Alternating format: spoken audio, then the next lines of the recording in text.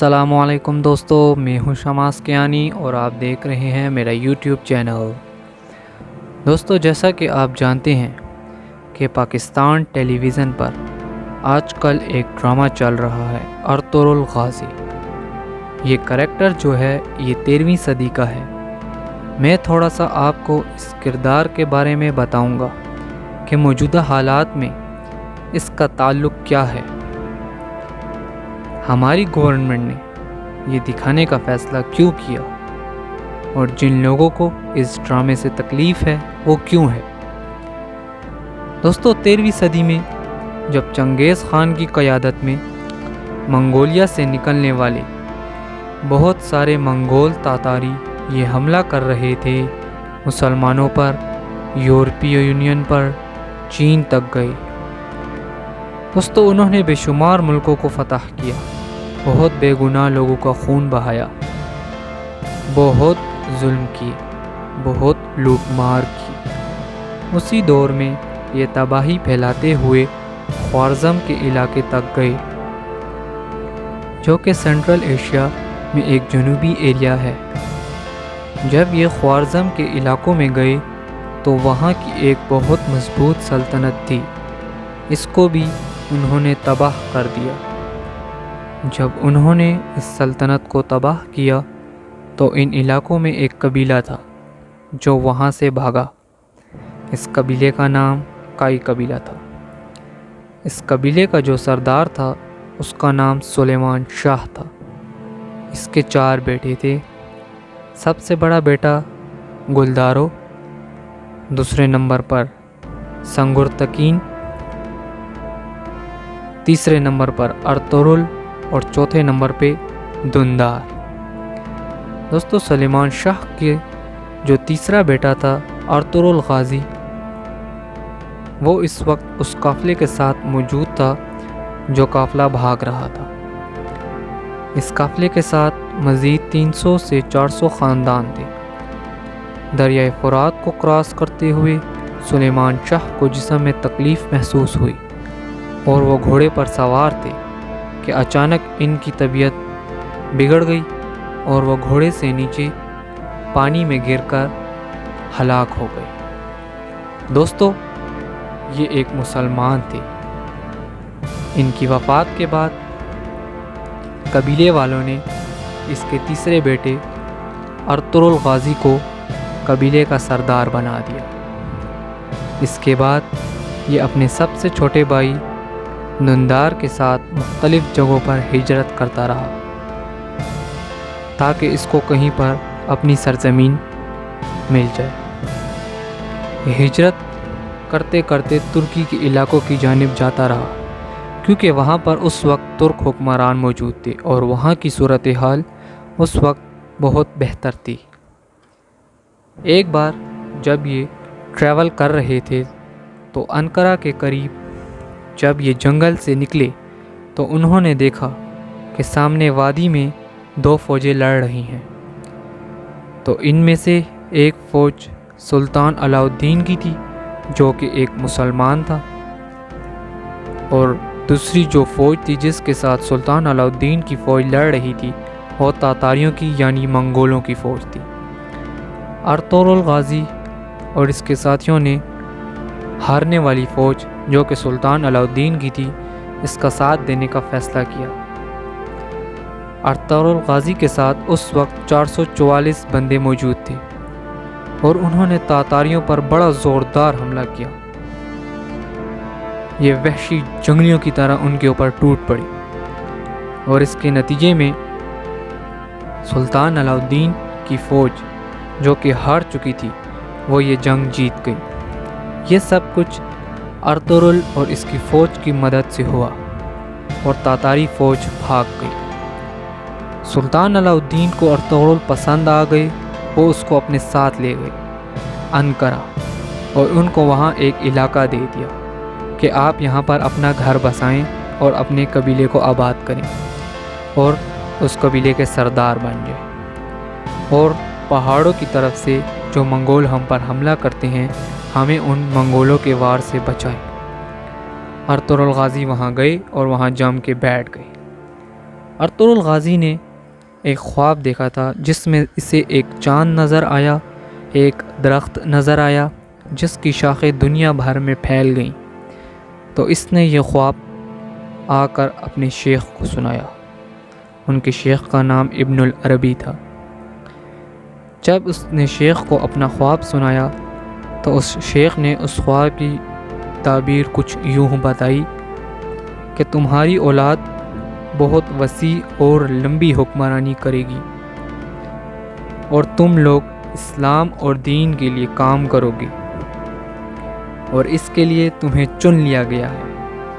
اور پھر اس کا خواب کچھ یوں پورا ہوا کہ اس کے خواب میں جو 4 دریا اور 4 پہاڑ دیکھے تھے، جو اس نے دریا دیکھے تھے، دجلہ، فرات، نیل، دیکوت، یہ سب اس کی سلطنت میں تھے۔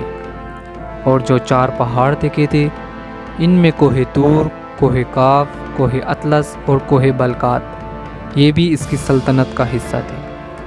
650 سال تک انہوں نے حکومت کی۔ 650 سال کے بعد پہلی جنگ عظیم شروع ہو گئی۔ اس نے اس کے آس پاس علاقوں کو فتح کرنا شروع کیا اور آہستہ آہستہ اپنی سلطنت کو وسیع کیا۔ اور پھر ایک وقت آیا جب یہ بہت طاقتور ہو گیا۔ اس کے بیٹوں میں سے جو سب سے چھوٹا بیٹا تھا، عثمان، اس نے ارطغرل کے مرنے کے بعد اس کی جگہ سنبھالی۔ وہ ایک سچا، نیک اور عادل انسان تھا۔ اس نے یہ فیصلہ کیا کہ وہ خلافت کو زندہ کرے گا۔ اس نے اتنے علاقے فتح کیے کہ 3 براعظموں تک ان کی حکومت پھیل گئی۔ عثمان نے ہی خلافت عثمانیہ کی بنیاد رکھی۔ اس کے بعد 650 سال تک خلافت عثمانیہ چلتی رہی۔ اس کے بعد ان میں عیاشی آ گئی، غداریاں آ گئیں اور دوسری بہت سی ایسی خرابیاں آ گئیں جو ان کو زوال کی طرف لے جانے لگی۔ دوستو، حجاز بھی ان کے پاس ہوا کرتا تھا۔ ان کی حکومت حجاز پر بھی ہوتی تھی۔ حجاز کا مطلب مکہ اور مدینہ منورہ ہے۔ ان دونوں پر بھی انہی کا کنٹرول ہوا کرتا تھا۔ اور آج 40 ملک ایسے ہیں جن پر براہ راست خلافت عثمانیہ کا کنٹرول تھا۔ یہ سب ملک ان 3 براعظموں میں آتے تھے جن پر خلافت عثمانیہ کی حکومت تھی۔ لیکن پہلی جنگ عظیم کے بعد یہ کمزور پڑ گئی، اور اتنے کمزور پڑ گئے کہ ان کا جو اس وقت کا سلطان تھا، وحید الدین، اس کو جلا وطن ہونا پڑا۔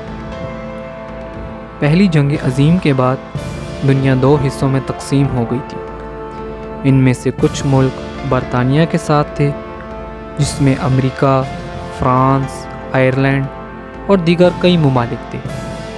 اسی طرح جرمنی اور دیگر آس پاس کے ملک تھے جو ترکی کا ساتھ دے رہے تھے، کیونکہ ترکی والے اپنی خلافت بچانے کا بہت زور لگا رہے تھے۔ لیکن اس جنگ میں پہلے 3 سال تک خلافت عثمانیہ کو فتح ملتی رہی، اور اس کے بعد جب خلافت عثمانیہ مالی طور پر کمزور ہوئی تو انہیں بہت نقصان ہونا شروع ہو گیا اور انہوں نے جنگیں ہارنا شروع کر دی۔ اسی دوران ان کے کئی معاہدے ہوئے اور ان معاہدوں کی بدولت کئی ملک آزاد ہونا شروع ہو گئے۔ ان ملکوں میں سعودی، عراق، شام، مصر اور بے شمار ممالک شامل تھے۔ جب ترکی کے پاس حجاز اقدس کا کنٹرول ہوا کرتا تھا تو سعودی میں جب سعود خاندان آئے، ان کی حکومت آئی، کنگڈم آف سعودی عربیہ بنا، تو اس کے بعد سے اب تک جب بھی خانہ کعبہ یا مسجد نبوی کے نقشے میں یا اس کی زمین میں کوئی بھی کسی قسم کی تبدیلی کی جاتی ہے تو ترکی باقاعدہ جہاز بھیج کر ایک ایک پتھر وہاں سے اپنے پاس منگواتا ہے اور وہ استنبول میں رکھتا ہے۔ وہ تمام پتھر اور وہ تمام چیزیں انہوں نے بہت سنبھال کر رکھی ہیں کہ ترکوں کو یاد رہے کہ ترکوں کے پاس کسی وقت میں یہ ذمہ داری ہوا کرتی تھی کہ حج اور عمرے پر آنے والے لوگوں کو وہ میزبان ہوں گے، اور وہ چاہتے ہیں کہ یہ میزبانی ان کو دوبارہ ملے۔ اب آخر میں دوستو، جرمنی نے جو کہ ترکی کا ساتھی تھا، جنگ عظیم نمبر 1 میں اس نے برطانیہ سے جنگ بندی کی درخواست کی اور برطانیہ نے جرمنی کے کہنے پر جنگ روکنے کے لیے ترکی سے ایک معاہدہ کیا، جس کے بعد ترکیوں کو نئی زندگی بھی ملی، لیکن ان کے بہت سارے خواب بھی ٹوٹ گئے اور سب سے بڑھ کر ان کی خلافت بھی ختم ہو گئی۔ دوستو یاد رکھیں کہ جب ترکی کی خلافت ختم ہو رہی تھی، خلافت عثمانیہ کا خاتمہ ہو رہا تھا، تو پوری دنیا میں کسی اسلامی ملک نے آواز نہیں اٹھائی، لیکن صرف ایک جگہ تھی جہاں سے آواز آئی اور لوگوں کو جہاد کے لیے بھیجا گیا، اور وہ برصغیر پاک و ہند سے آواز آئی تھی۔ وہاں سے بہت سارے لوگ لڑنے کے لیے گئے۔ برصغیر سے مراد پاکستان اور ہندوستان، چونکہ پاکستان اس وقت آزاد نہیں ہوا تھا، اس لیے اسے برصغیر کہا جاتا تھا۔ اور یہاں سے مسلمان بڑی تعداد میں خلافت کو بچانے کے لیے گئے، اور ان کی قبریں آج بھی ترکی میں موجود ہیں۔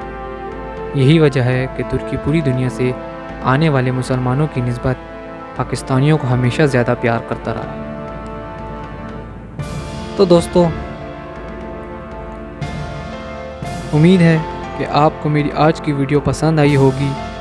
اپنی اگلی ویڈیو میں آپ کے ساتھ وہ معاہدہ شیئر کروں گا جس میں خلافت کو ختم کیا گیا اور ترکی کے اوپر پابندیاں لگائی گئیں۔